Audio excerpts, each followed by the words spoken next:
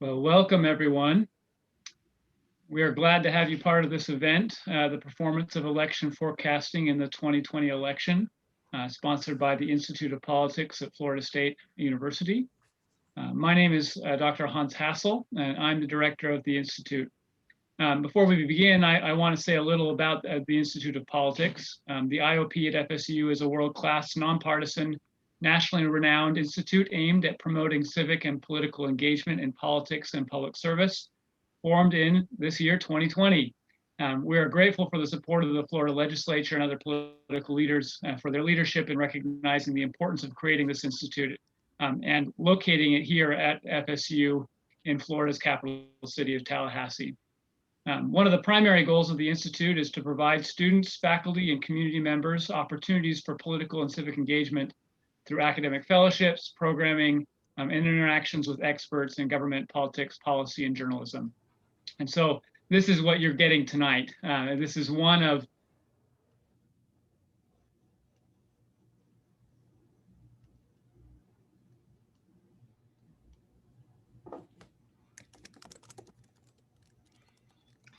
Evidently, we're getting a frozen Hans tonight. Oh, He's frozen on my end, at least.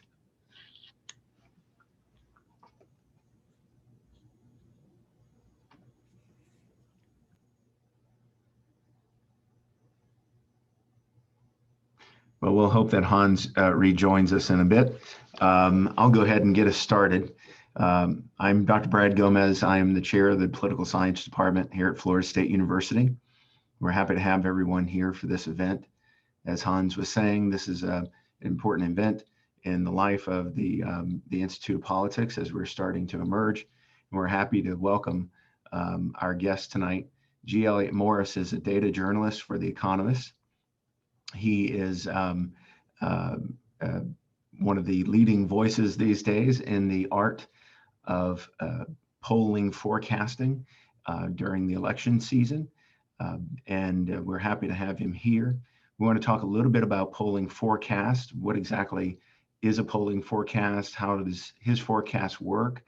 And we'll talk about the state of polling at large. And we'll talk, of course, about the election and as it has developed over time. So, Elliott, thank you for joining us tonight. We really appreciate your time. Yep, happy to be here. So let's talk about polling versus forecasting. For some people in our audience, they may not know the difference. How would you summarize that difference for the audience?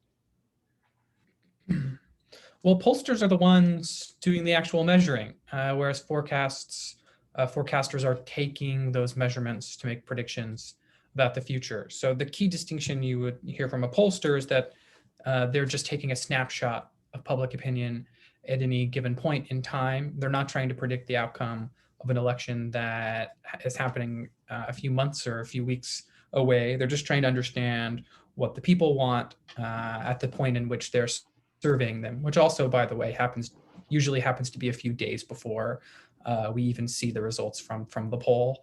So that's really the key distinction, right? And forecasters will often rely on other sources of information, like the state of the economy, or instead of just trial heat polls on the president's approval rating to predict how the election might change over the course of the remaining time in the campaign, or if that can give us insights into how polls might be biased, which is, of course, of renewed importance this time around. So I think that's a pretty good overview. Yeah, I think so too. So one of the things that you're doing in your forecast, as you said, is you're bringing into your model not only the information that you obtain from pollsters, but also what we might think of as fundamental predictors. Political scientists often engage in this sort of forecasting using fundamental variables that are determined in many cases many months from the election in order to predict an outcome. Let's talk a little bit about the fundamentals that you incorporate and how predictive are those fundamentals? Well, the fundamentals we used for our 2020 forecast, there are four of them. Pardon me. The first is an index of economic growth. So whereas the political science research tends to look at the correlation between annual change in the GDP, typically in the June or July of the election year. We created an index of annual change in 9 different indicators that we thought would better reflect the whole of economic growth, especially in ways that relate to voter behavior. So we looked at annual growth, or at least this year, contraction in per capita expenditures, in the unemployment rate, real personal income, and a few other variables like manufacturing production. Those numbers update monthly, which is important for our fundamentals forecast. We don't really want it to be frozen in time. If the economy changes between June and October, we want to know that in November. So we scaled economic growth for every day of the campaign with those monthly updating time series, and looked at the correlation between growth in the economy and the scaled economic index from 1948 to 2016. That created combined with the president's approval rating on any given time, right? We just took a pretty simple exponential average of the available data, and combined with an interaction term with the level of polarization in the electorate, which we operationalized as the share of swing voters in the electorate as per the American National Election Study. We formed a rough baseline of how the country would vote nationally for the incumbent president, which was slightly negative or significantly negative really throughout the entire campaign, close to a 5 or 6 percentage point margin at the beginning of the coronavirus-induced economic recession, and closer to 4 points at the end of the election. So even before coronavirus picked up, you had Trump behind whoever the Democratic. No, we had him at 50% or so of the vote until coronavirus hit, and then he took a pretty sharp dip toward 46% of the two-party vote. Now, is coronavirus only being incorporated into your model via the economic variables, or do you account for coronavirus information in an additional manner? That's right. We only account for coronavirus to the extent that it is in the fundamental sense that it's also reflected in the president's approval rating. And of course, if it's changing people's minds, it's going to get picked up by the trial heat polling. Yeah, so your model for the political scientists out in the audience, and there may be only 2 or 3, the model is relatively close to the Allen Abramowitz time for change model. The variables are a little bit different, but the fundamentals here are relatively predictive, right? Yeah, we got pretty accurate predictions from past data. I think the margin of error on our predicted Democratic two-party vote share on election day was close to 4 points. That's of course making predictions on out-of-sample data, right? We use some pretty standard modeling tactics for that. That's pretty good, right? I mean, that's pretty close to the polls. Polls have a margin of error on election day on national two-party vote share closer to 3 points. So that's we think it's a pretty good prediction. So of course you're not just using the fundamentals to predict; you are using the information from the polls. And so one of the questions that comes up is, of course, that not all polls are the same. Some polls seem to be more accurate than others. We know, for instance, that in the 538 model, they sometimes grade pollsters on their past predictions. Do you do a similar thing? How do you weight the accuracy or previous accuracy of the polling firms?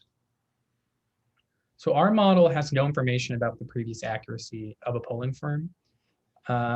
That's mainly because there was no way to formally include it, we thought, unless we were making some sort of ad hoc weighting adjustment. The way that the polls get incorporated into our model, the model only sees it sees 5 pieces of information. It sees the Democratic two-party vote share, what state, or if it's national, what location the poll was taken, whether or not it was fielded among likely or registered voters, if it was fielded over the phone or online, and the pollster house and the sample size. So that's actually 6 things, not 5.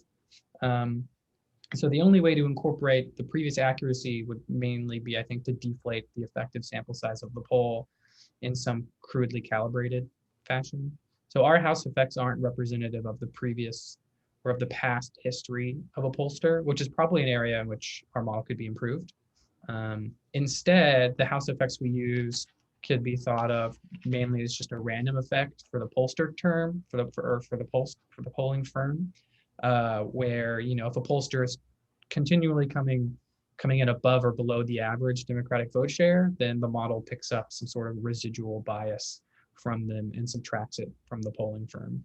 That has other sorts of dangers, right? Because if there's one pollster or one or two pollsters that are really good and the rest are off, then the model would pick up a bias against those pollsters and would sort of bias the model against what we would think would be the correct or better predictions. But well, it's performed pretty well in the past. It didn't seem to create a fundamentally different average than the other forecasters either. Now, we're in using your forecast, are you able to determine whether some polling firms are in fact better than the others, are you just completely agnostic to the type of information that the polling firms are giving you aside from the factors that you're talking about? Can we use you as a way of figuring out who to trust with regard to polls? Yeah, right. So if you believe that the average is the truth, like our model is trying to figure out the sort of latent state of public opinion. And if you think the average poll basically is that state of public opinion, then you would put more weight on the pollsters that are coming in closer to the middle of the average. But again, we're not making any determination about how predictive a single pollster has been in the past. We let the model figure out if there are any systematic differences between the average and the polling firm. Now there's one area in the model where our sort of judgments, or where we could make judgments about pollster quality, and that's, that polling information enters the model with a seventh piece of information, which is whether or not a pollster adjusts their data by education, whether or not they're weighting by education, or whether or not they weight by partisanship or past vote to have a politically representative survey. You know, we want surveys not to have too many Democrats or Republicans in them, essentially. So we also allow the model to fit a time series non-partisan or partisan non-response adjustment, so that if there are any systematic differences between the pollsters that are, we think, weighting correctly and those that aren't, then it'll subtract the difference from the pollsters that aren't weighting correctly and sort of move them where we think they would, where they would be if they had the correct weighting adjustment. Now, this turns out not to make a huge difference in 2020, because what we ended up seeing, and I'm sure we'll talk more about this, is that the online data that weighted by party or past vote, and the live caller firms that sampled off of the voter file and were able to adjust their samples based on the partisanship of a registered voter, right, also, were similarly biased. So it seemed to be a sort of silver bullet, right, of the model last time around,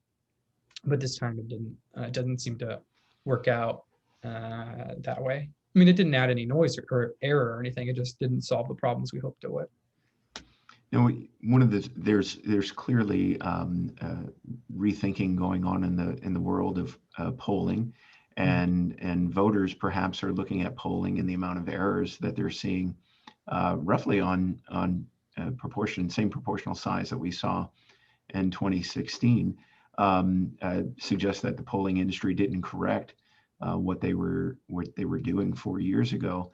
Part of the problem, of course, is that most polls try to incorporate some sort of model of a likely voter, and in very high turnout elections, unlikely voters happen to show up. And so, how do you account for this sort of potential bias associated with turnout? Our model makes no determination over what the likely electorate should look like. It essentially puts all of that effort onto the pollster. So if a bunch of pollsters are putting out likely voter polls that look more democratic than the registered voter poll, then the model would know that the likely voter electorate is a bit more democratic than the one in sort of other polls that aren't polling likely voters, and it would know that. but we don't tell it that the likely voters, should be X percentage point Democratic or Republican or whatever. That's also another area where the model could be improved. We could include a prior over what the likely what the bias of a likely or a registered voter poll might be. But I think also just since we're so close to the election, right, the jury might still be out over whether or not the likely voter filters in this election are what's causing the error. I know in 2016, lots of pollsters weighted to the demographics of the 2012 electorate, which could have caused biases because, because Black turnout essentially was estimated to be too high and the share of whites in the electorate too low. So this time around, though, we just haven't gotten around to really figuring out if this is the problem. I suspect, right, in an era of coronavirus, where lots of Democrats were saying, right, again, this is conjecture, but if lots of Democrats are saying that they're going to vote by mail, but they're scared of coronavirus in ways that Republicans aren't, that could decrease their turnout, even if they're telling us they're going to vote. So there could be some problems in the likely voter filter that are specific to this election that we haven't been able to, that pollsters weren't able to figure out beforehand. Yeah, this has really always been an issue in the polling industry, is how do we determine likely voters? And we've never had very good studies really comparing alternative likely voter algorithms. And so that's one of those things that we'll continue to struggle with until we invest our time and energy in trying to figure out what the best way of identifying likely voters truly is. So in many ways, someone might come to you and say, well, Elliott, you've got the fundamentals component of your model, which is relatively clean data. We know what the size of the economy is, or changes in the economy are. We know what the president's approval rating is for the most part. But you're also bringing in a lot of potential noise or bias, not just noise, but potentially bias, because you're using this polling data. Are you actually getting better predictions through the inclusion of the polling data, or would we have just been better off using the fundamentals? This is the tricky, troubling part about 2016 and 2020, right? Because in both elections, a fundamentals-based prediction would have been better than using the polling data. That tells us a lot. Think about, first off, I should make a distinction, right? Which is the way that our model handles fundamentals would have performed better, but some of the other models that use fundamentals blind to recent political polarization, or that push back the sample size too far, like into the 1800s or so, performed significantly worse, had Trump winning the fundamentals for a while. They also didn't include information about presidential approval. So the point is, right, the fundamentals data, I think, 2016 and 2020 are a big win for the fundamentals if they're specified the right way. And it takes a lot of work to figure out what the right way is. But yes, it's troubling for us as forecasters that the polls aren't adding extra information to benchmarking elections. But that also raises a lot of sort of normative questions about what the polls are telling us about democracy, if we can make better predictions with, in my opinion, outdated economic formulas of voting that probably don't hold true, right? There's a lot of noise in the fundamentals data. So if the polls are doing even worse than that, there's sort of a reckoning to be had about what the polls are really measuring here. So one of the advantages, of course, in your model is that you don't just predict a point prediction of where you think the election is going to, what percentage of the vote Biden will get or what percentage of the vote Trump will get, but you of course also get to simulate a range of options there and get a variance in our prediction, or our confidence interval essentially in the predictions. What determines it? You had a tweet recently where you, I should say, for those of you who don't follow you on Twitter, you perhaps should. And one of the things that I believe the New York Magazine referred to the debate between you and Nate Silver at 538 as a nerd war. I'm sure that wasn't offensive at all. But one of the things that you tweeted recently was about the size of the tails in your prediction versus the size of the tails in the 538 prediction. So what determines the the potential accuracy of your predictions versus their accuracy of predictions? So we calibrated our model to have, well, there's two answers. So polling error, or potential for general sort of global systematic bias in the polls, enters our model when simulating general prediction error, and it's calibrated to match the uncertainty in polls going back to 2000, state level polls going back to 2000. That average error in a poll the average error in a state level polling average from 2000 to 2016 is about 4 percentage points on the Democratic margin. So that's what our model simulated. But there's a technical note here, which is that our model simulated error according to a normal distribution, which has normally distributed tails and assigns, the 2.5 percentage point outcome to something outside 2 standard deviations away from the mean, right? But 538 uses a fat-tailed student's t-distribution, I believe, and in fact, it's kind of unclear what they use sometimes, to give a much higher chance to those outcomes beyond 2 standard deviations away. It seems that this year that those tails are too wide. And so Nate Silver says they added extra uncertainty because of COVID, both in the polling error term and in the potential for events to change the campaign. I think the first part of that determination was correct, and the second part was sort of evidently not. And given that variance in the campaign was the lowest ever, and in fact, if you made predictions with polls in October of last year, you would have had better predictions than if you made predictions with polls October of this year, right? But just given how stable the electoral environment was and the level of polling error we recently saw. But the potential for error in the polls probably follows a distribution with fatter tails than a normal distribution, but skinnier tails than whatever Nate Silver's using.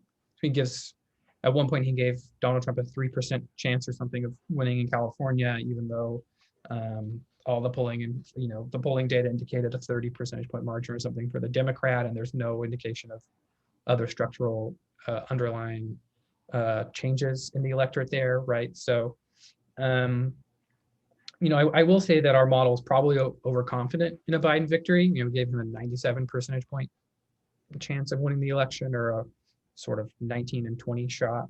It probably should have been closer to an 18 and 20 shot, a 90 or 93% chance of winning. But we're not talking about huge differences here. Once we have enough data, and I think maybe importantly, once we've all sort of agreed on the right way to incorporate polling error into a model, we're going to come up with pretty similar conclusions. So 3% for Donald Trump versus 10% is quite a big difference, if you want to put it that way. And I think a model should have been closer to Nate Silver's 10% than our 3%, just for whatever it's worth. So let's talk about your predictions here. The forecast was, as you said, you argued that the data argued, I should say, that from your model that Biden had a 19 and 20 chance of winning.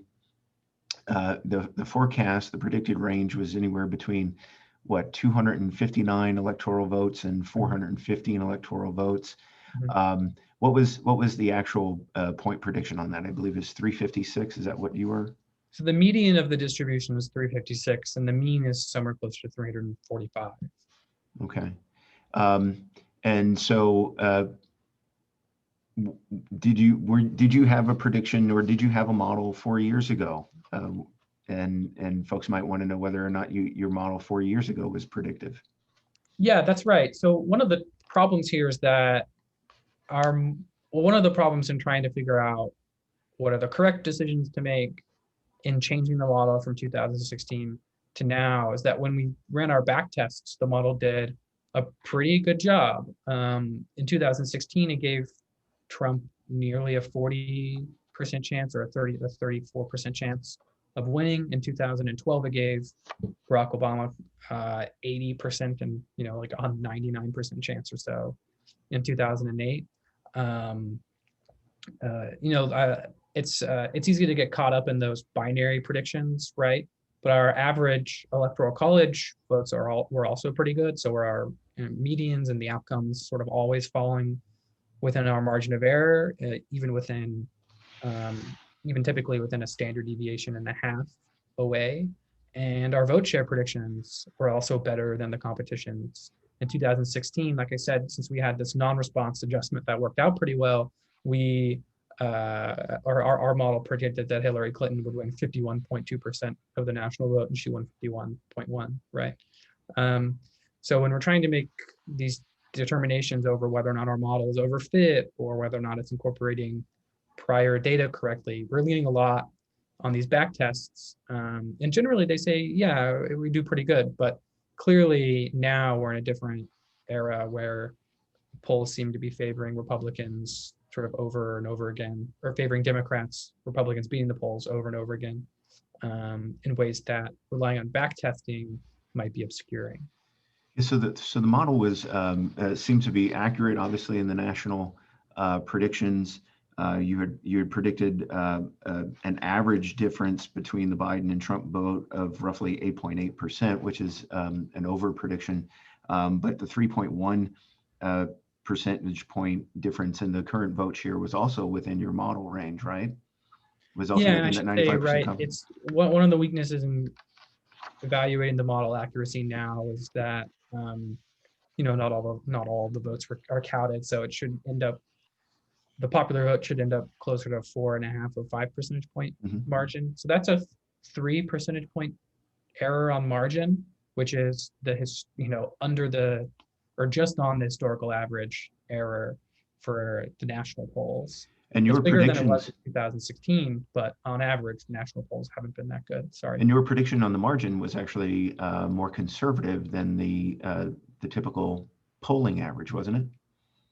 So I'm not sure about the typical polling average, but certainly there were, at least in the final day of the campaign, the final 2 days of the campaign, our model really shot up toward 9 from 8, actually 7.8 percentage points to 8.8 in the final 2 days. So there are also some questions over whether or not our model's too bouncy in the final days or something, right? But certainly there were lots of polls that were above the 8.8 margin.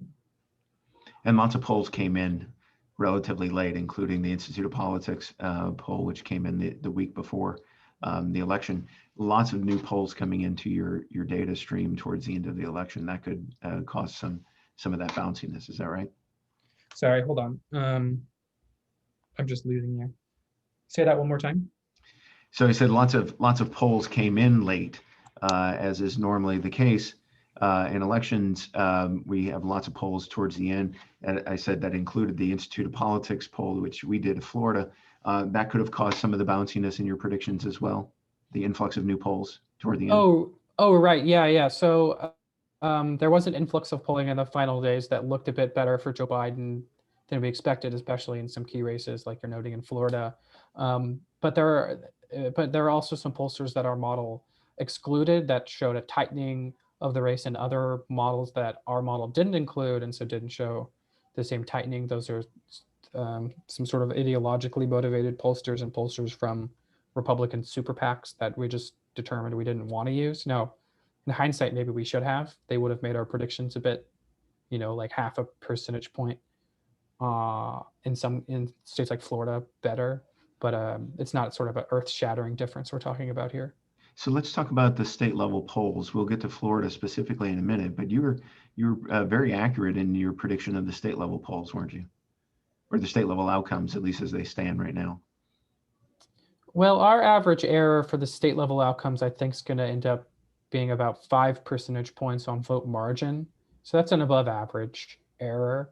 I guess the way I've been thinking about the forecast and calibrating how well it performed was to look at, sort of look at the narrative from the forecast. So it's telling us, right, that a large percentage point, even a sort of historically large error in the polls wouldn't be enough to topple Joe Biden's lead. And indeed, that's what happened. So I think that's a pretty good way to look at it.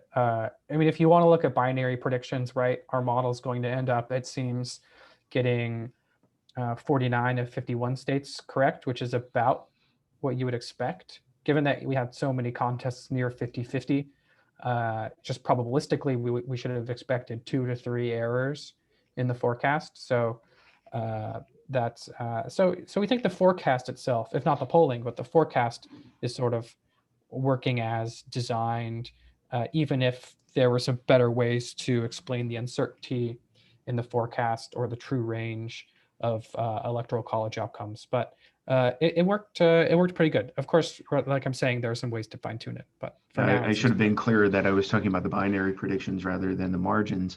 right. So in most cases, you're predicting the winner, which of course many people are. That's what they're looking for when they look at these forecasts to try to figure out the winner. What did you see in Florida? Florida, the polls were our IOP poll, which was taken within a 2-week period before the election, was actually one of the more conservative polls that were out there. We had Biden in a lead, but it was only just under 2%, right at about 2%. Other polls had much larger leads in some cases. What did you see in the electorate in Florida?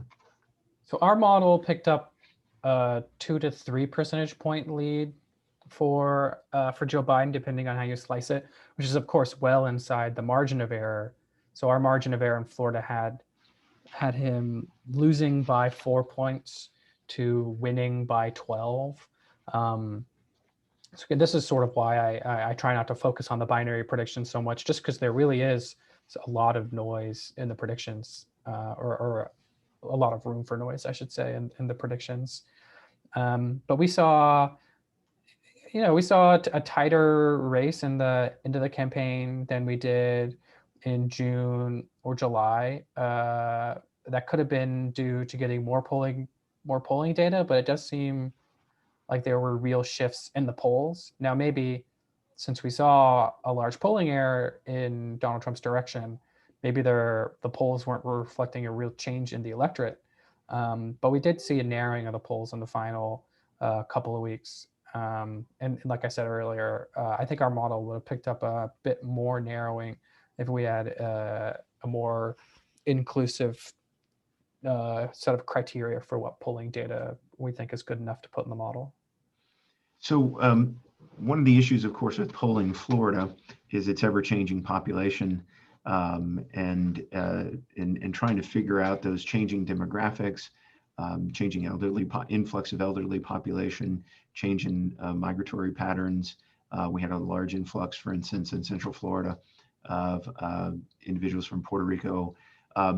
These are folks who aren't necessarily always captured very well. We also struggle, of course, with trying to poll the Latino community in general.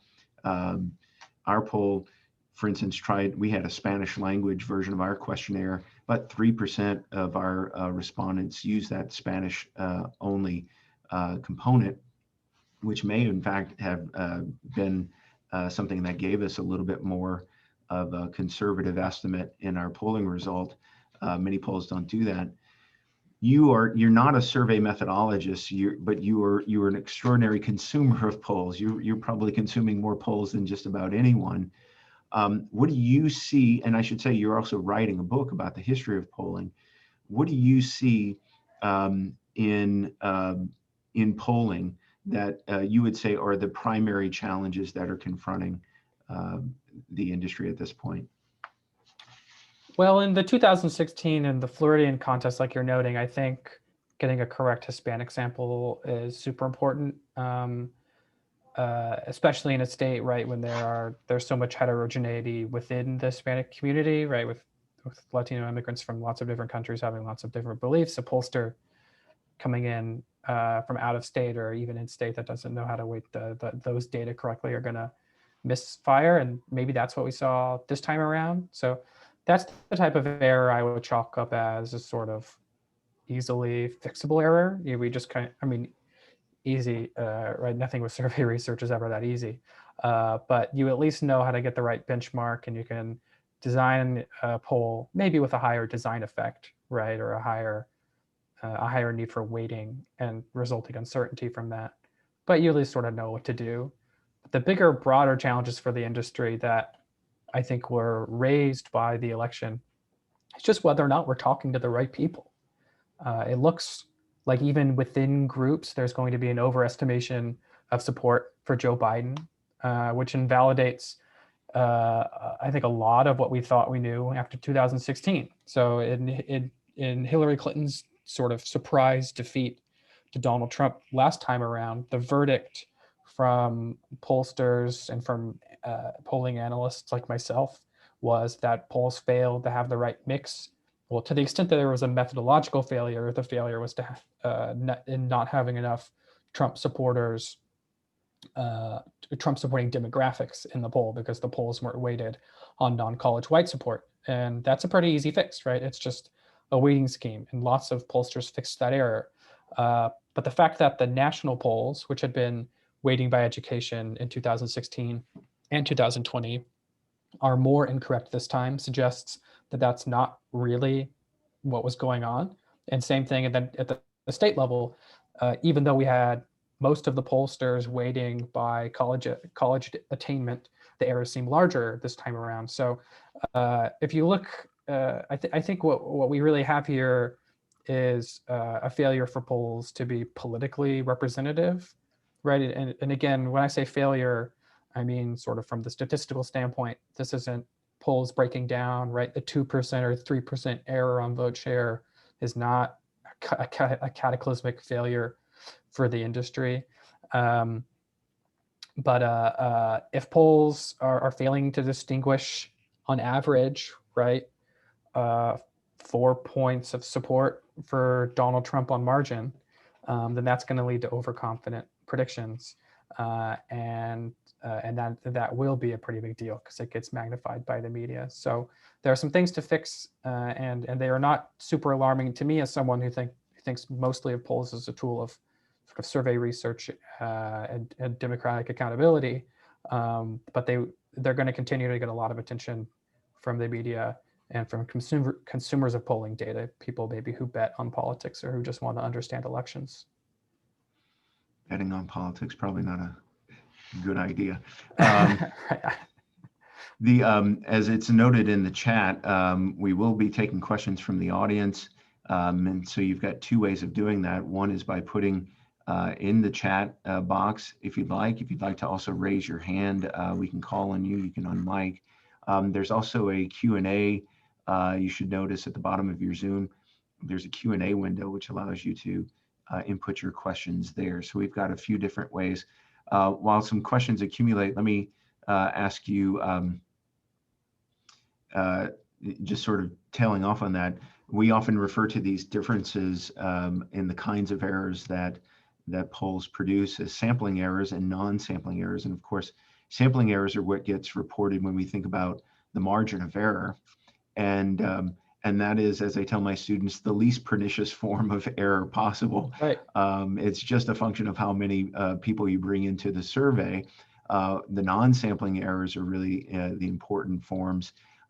Issues of coverage, whether we're dealing with phone versus face-to-face versus online, and of course, non-response.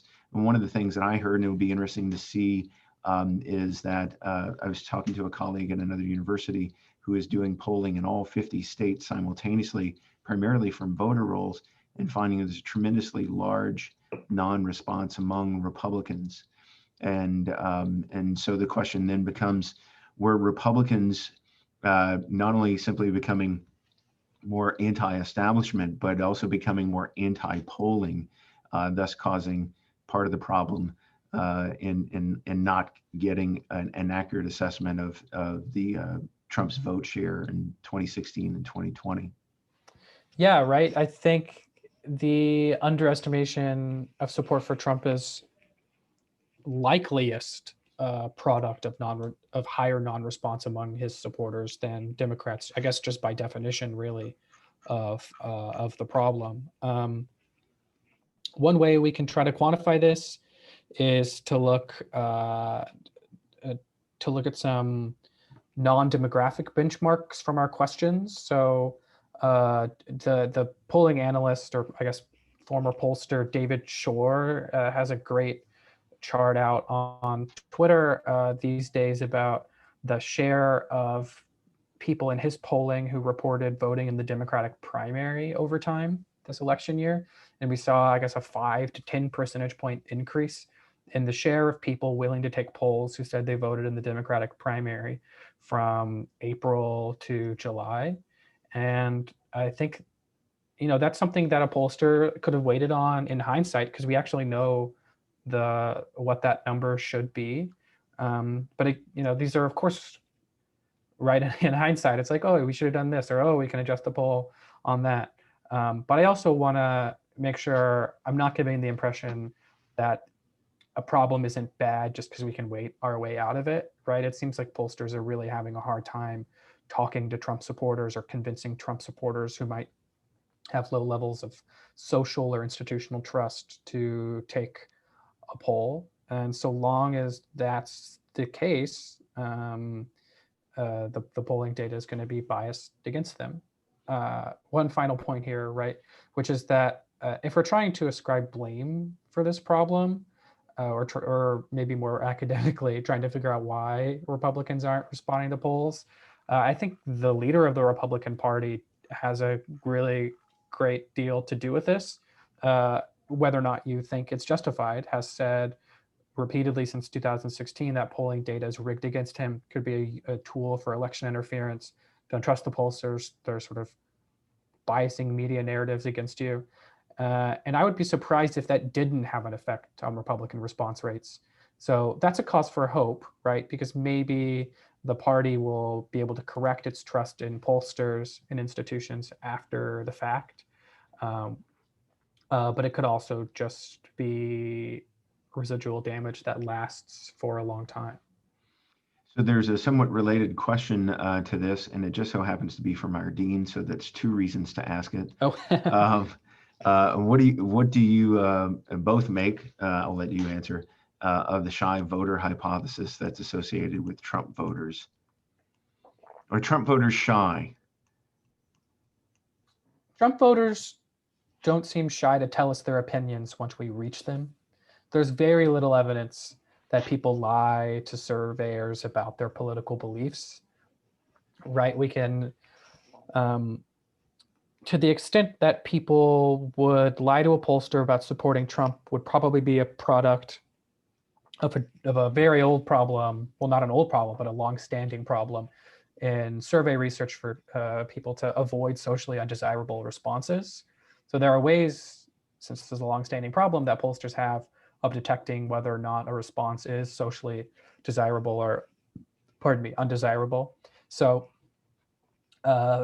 past research that allows people to answer a series of 4 or 5 questions on a list, and one of them being support for Donald Trump, but not tell you whether or not they actually support Donald Trump, right? These are called list experiments, show no increase in support for Trump if you include, or no increase in the number of items people select, whether or not you include support for Trump as one on the item. So people will clearly tell you that they support him. There's no difference between online and live phone surveys, which we would expect also to create differences if people were afraid to admit they supported Trump. There's just no evidence at all that people lie to surveys about whether or not they support the president. So it really does seem to be a compositional problem. Now the compositional problem is sort of harder to solve because we have to fix the tool, right? Like the hammer is broken, I guess could be part of the metaphor, but at least I'm not sure what the solution would be if people were just answering pollsters' calls and lying to them. That would be sort of a much harder behavioral psychological fix for the data. Dylan had a question, says, is there any established research on the effects polls may have on voter turnout? For example, do supporters come out in higher numbers or tend to stay home more when polling shows their candidate significantly in the lead? I tried to conduct research on this in 2018 and never got anywhere, just because I sort of lost interest and the data collection was hard. So this would be a great thing for people to research on. I also don't know the research on this well enough to tell you an empirical answer. I will say campaigns use polls strategically to solicit to solicit funds and fundraisers, or to send out mass mobilization emails. So to the extent that polls showing marginal races allow campaigns to participate in those sort of mobilization fundraising activities, they would have an indirect effect on turnout or dollars raised for a campaign. But again, this is one of those areas where, like, even if we don't have a whole lot of evidence, I would be surprised if there wasn't an effect, just because, you know, from first principles, right? I think lots of activists ask the question, which might indicate that activists are paying attention to the polls, which might indicate that they're shaping their strategy around the polls. So. Logan jumped in. President Trump often complained about suppression polls on Twitter if polls from Fox, et cetera, didn't indicate great results. Is there any substance to that? And what do we suppose he meant? Well, I think he meant that the polls weren't as good for him as he wanted them to be, right? But that's not the sort of target here, right? This is what I was referencing earlier. If Donald Trump has waged a war against polls for whatever reason, maybe they're suppression polls, maybe they're just rigged against him, then that would make his supporters, who in an age of hyperpartisanship and extremely identitarian politics, where people are very willing to adopt the views of their political leaders, their opinion leaders, that would make them not respond to surveys. So I think that's just one tactic that may have led to Republicans not answering the phones. Now, that would have been a pretty genius tactic if he was doing it on purpose, I guess, in hindsight, because it makes us all look a little bit silly. But right, I think it's just sort of a more nefarious consequence of his war on some of our, or his battle, I guess, against some of our institutions. I'm hesitant to call it a war. Professor Jim Elsner says, thanks, very informative. If you use a T distribution for the tails, then you can make the degrees of freedom a parameter. Do you think this might be a better approach than using a normal distribution in your model? I wanted to clarify. Better. Oh, sorry. Go ahead. I was just going to say certainly better than I think using normally distributed errors. I should note, sorry, I said that I had two thoughts about this earlier, but never got to the second thought. The second thought is that we calibrated our model to be accurate in its national predictions, its national probabilistic and electoral college predictions, just expected value and variance. So those predictions all look really good with a normal distribution, and we were hesitant to change to a T distribution just because the state level predictions, just because too many state level predictions landed outside of our uncertainty interval. But it's true that too many state predictions routinely land outside our uncertainty intervals with the model, and so it should be changed. I hadn't thought about having the model solve our degrees of freedom for us. In testing, we had just put the degrees of freedom around 3.5 or 3, which is sort of what you would use for a fatter tail distribution. But certainly, yeah, we could just have the model solve that for us. So thank you for the suggestion. Ryan Welch asks, what are some of the abnormalities or discrepancies that your model considered in indicating that Biden had a 97% chance of winning? I'm not sure if it were, I'm not so sure that's a consequence of any abnormalities so much as it is a reflection of the past distribution of polling error. This is the first election cycle in which we've experienced routinely biased polls in the same direction as the last election cycle, if we're considering presidential election cycles, right? The 2018 polls also exhibited a similar pattern, which is troubling. Perhaps we could have paid more attention to that. But I'm hesitant, right, to say that that our probabilistic prediction for the race was perhaps wrong or something, just because the electoral college ended up closer than we expected. May Bolts asks, I'm wondering about undecided voters. How did those factor into your model? So they just get factored into the pollster error term to the extent that undecided voters have made up their mind late in the game and changed the state of the race, leading to higher variance, which we can observe in the past. That gets factored in via our random walk in the model, our sort of time series uncertainty, and just the final uncertainty in the polls. One thing we could do next time around, and I hope we have enough research bandwidth to do this before 2024, is to have higher errors when there are more undecided voters. That would have made our model even more accurate in 2016. It perhaps it probably wouldn't have changed the numbers this time around, though.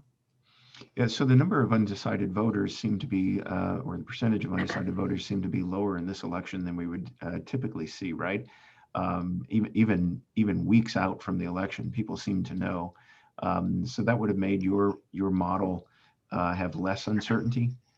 So right, indeed, it could have even made the model worse by by shrinking the possible distribution of polling error in our sort of systematic bias term, if we parameterized it that way. Now, maybe that would have been the right call. Like so one of the things we had been arguing this whole election season basically was that because we were so polarized and because we were so polarized, the variance on the election, right, the possible outcomes was smaller, 30 or 40 days out than it would have been 40 years ago, which I think has turned out to be true. There was very little variance. It just so happened that all the polls were biased like over the entire election cycle in the wrong direction, I guess, or in the same direction, I should say. Paul Beaumont asks, what is your opinion of the elections markets, such as Predicted or the Iowa Poll Exchange, and whether or not these are useful predictors? So that's a great question. Markets seem to do some things right and some things disastrously wrong. Like the presidential primary markets gave Hillary Clinton a 10 percentage point chance of running for the Democratic primary this year in 2020 in March after Super Tuesday, which suggests to me that they're not really reflecting the wisdom of the crowds, or that the crowd of which their wisdom, the models would be reflecting, was not so wise, I guess. But the Breyer score, the sort of probabilistic accuracy of the state-by-state presidential election markets, was actually pretty good. In fact, because we've seen so large a polling error, the markets would have given you a better probabilistic accuracy in the state-by-state market. But the markets also, showed the race as a toss-up for most of the election cycle, only even reaching 60-40 in the final week, which I think is also sort of just plainly wrong. Stephen Moranti joins in and provides some anecdotal evidence, but the shy Trump voter says, I have a family member that confided to me that she lied to all her friends by telling them she voted for Biden, but actually voted for Trump. Do you think voters are doing this with pollsters? There's an interesting hypothesis that if there is some shy Trump voters, that it may actually be among the more educated portion of the electorate who within their social networks find it less socially desirable to say that they're a Trump voter. We don't have significant evidence on this, as you mentioned earlier. Of course, we may have anecdotal evidence here, but it doesn't seem to be significantly large enough to be one of the major contributors in the bias. Is that right? Yeah, that's right. And well, I'm happy you said we didn't. I'm happy you said that it's a theory that higher education voters might feel more pressure to lie about their support for Trump, because this is a theory that's gaining a lot of attention after the election. Some people or some academic wrote an article that said that suburban whites were more likely, to lie, for which we have absolutely no evidence. It's based off of sort of biased exit polling data.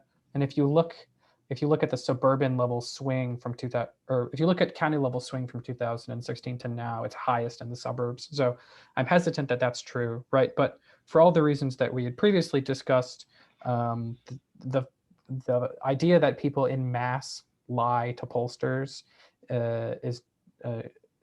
is unevidenced, is a severely dubious claim. However, it could be that people like I've forgotten the person who answered this question's name, or Stevens, the shy Trump voter that Stephen knows. It could be that those people who are lying also aren't picking up the phone. And so if they picked up the phone or completed the online survey, we would actually get the evidence that they were lying. But so far as the people who are actually responding generalized to the population, which I guess we have a lot of question now over whether or not they do, there's no evidence of actual lying to pollsters. It's the shyness just extends, it seems, to your willingness to actually talk about it at all.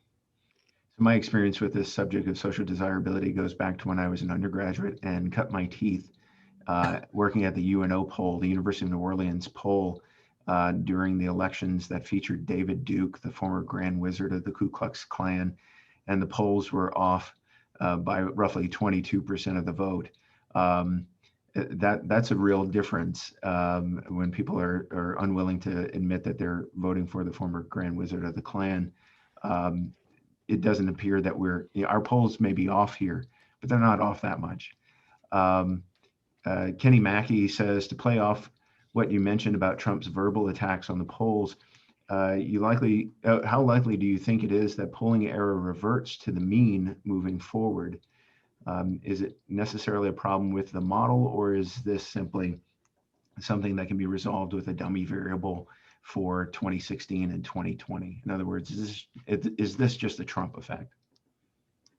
Well, I think the underlying psychological factors at play here for non-response are an effect of Donald Trump's power over the Republican mind.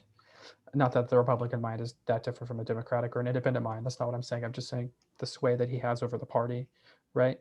But I'm hesitant to say that it would go away, right? I'm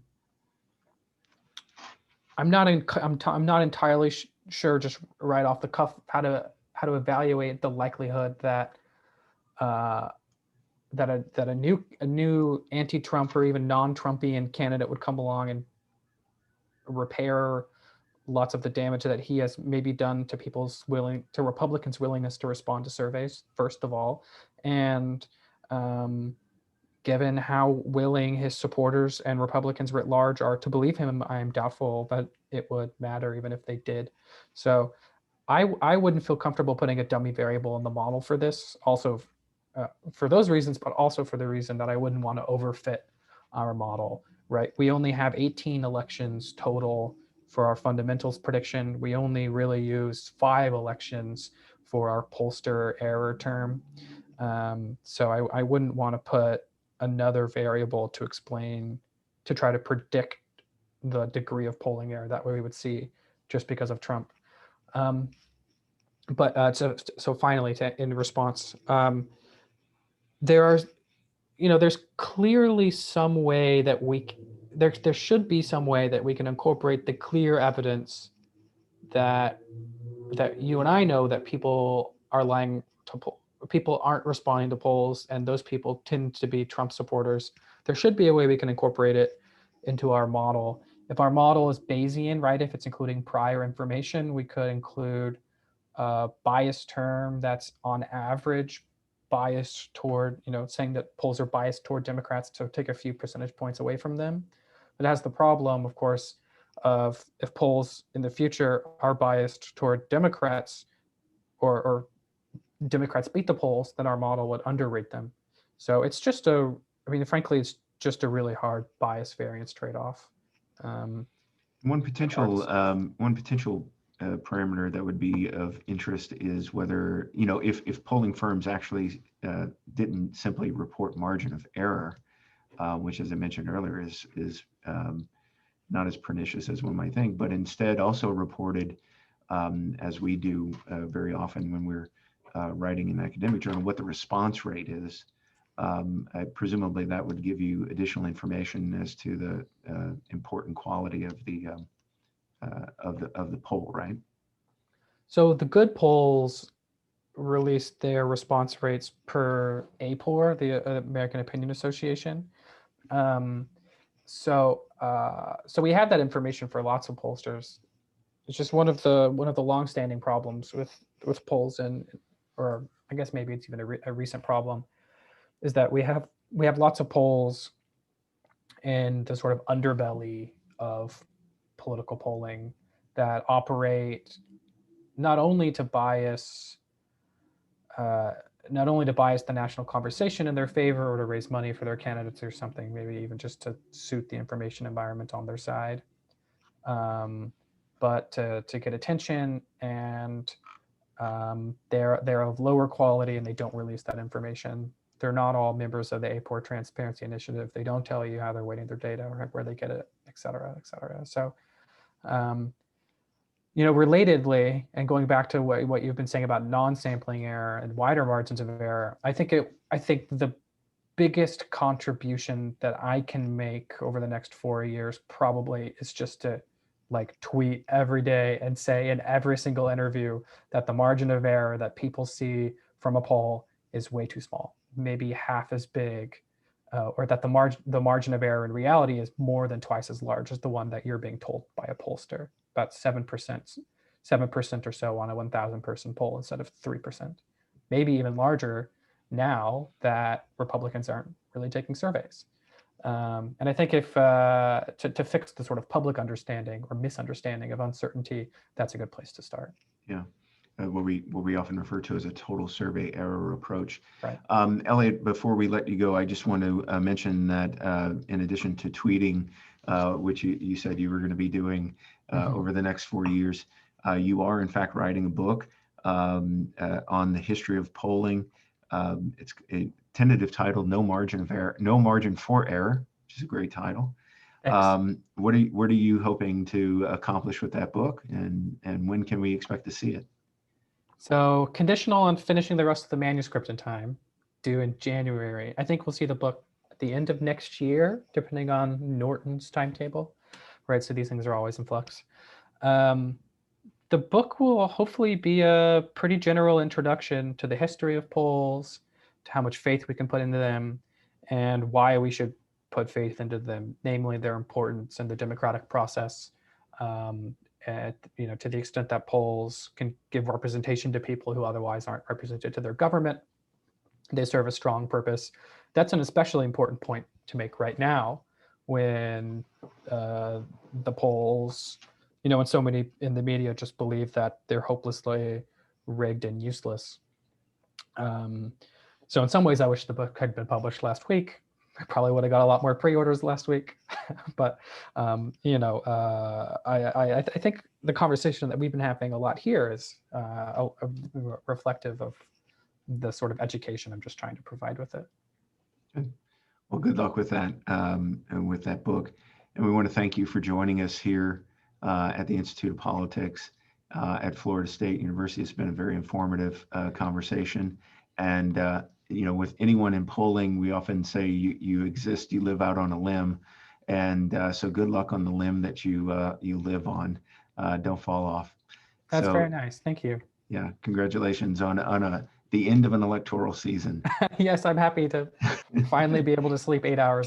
Get some rest. Great. Okay. Well, thank you all for joining us. We appreciate all your time and support for the Institute of Politics.